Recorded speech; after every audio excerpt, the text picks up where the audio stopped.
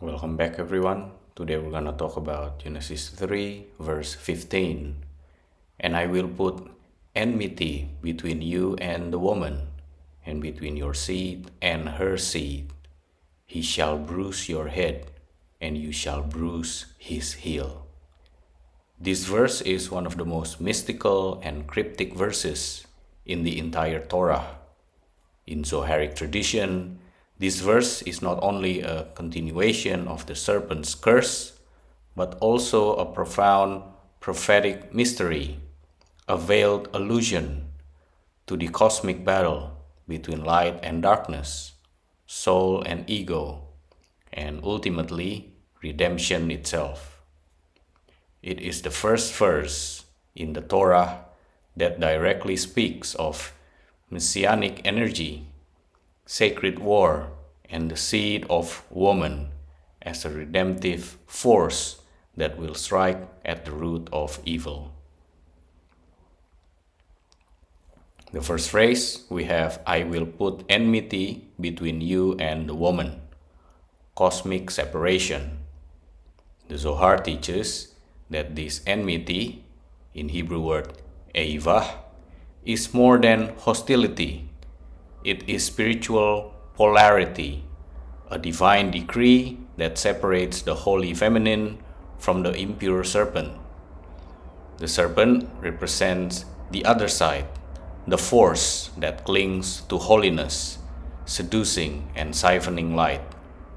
The woman symbolizes Shekinah, the divine feminine, Malkuth, the vessel of creation.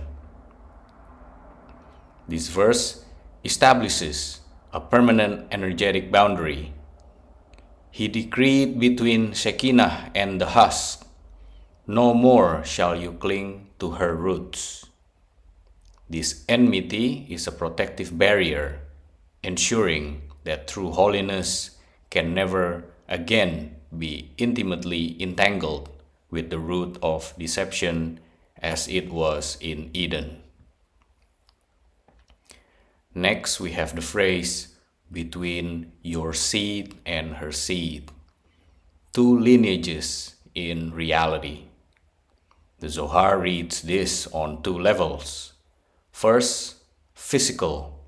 Humanity will forever wrestle with impulses born of the serpent, ego, pride, lust, deceit, and also bear within them holy sparks, the seed of the woman, the soul rooted in the divine. Spiritually, there will be two evolving energies throughout time. The seed of the serpent, those who empower the other side, living in distortion, manipulation, and false light. The seed of the woman represents the righteous, the Tzaddikim, and ultimately the Redeemer, the Messiah who arises to rectify the fall. Two seeds shall wrestle beneath the skin of the world, one to bite, one to ascend. Thus, history itself becomes a battleground of seeds, and every soul carries traces of both. The next phrase we have, he shall bruise your head, crushing the crown of falsehood. This line refers to the final blow that the seed of the woman shall deal to the serpent.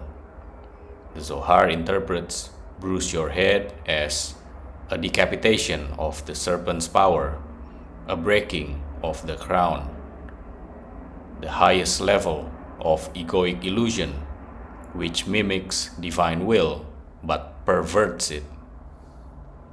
The head of the serpent is its pride, its false sovereignty. In the end, that crown shall be shattered by the anointed seed. This is a messianic prophecy in which the force of holiness will finally overcome the root of impurity at its source, not just at its tail or effects. The next phrase we have, and you shall bruise his heel. Constant interference below. The serpent cannot reach the head, consciousness, of the righteous, but it bites the heel, meaning it interferes with movement, delaying progress. It attacks the lowest point of man's spiritual walk, moments of fatigue, doubt, and slippage.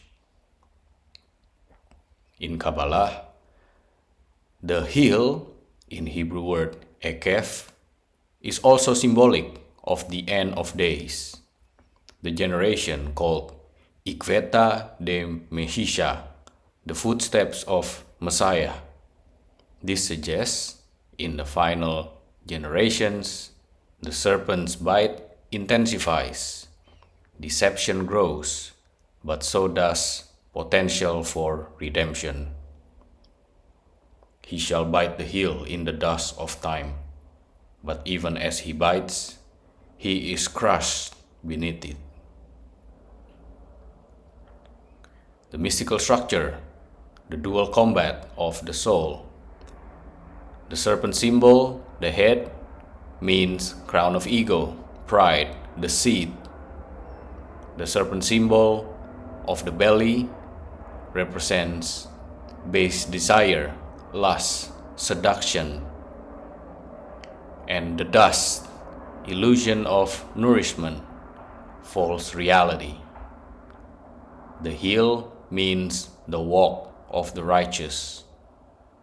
The serpent's bite represents spiritual interference, doubt, and temptation along the soul's path.